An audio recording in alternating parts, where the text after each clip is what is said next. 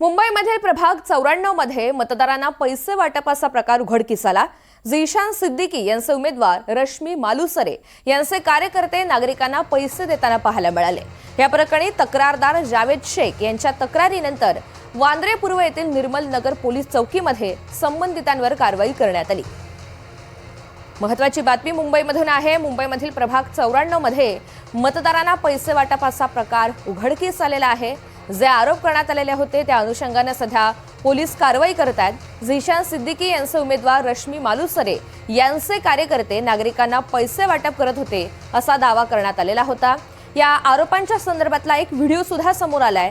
या प्रकरणी तक्रारदार जावेद शेख यांच्या तक्रारीनंतर वांद्रे पूर्व येथील निर्मल नगर पोलीस चौकीमध्ये या संबंधितांवर कारवाई करण्यात आली आहे। तर पोलिसांच्या चौकशीमधून नेमकं काय घडलंय हे स्पष्ट होणार आहे।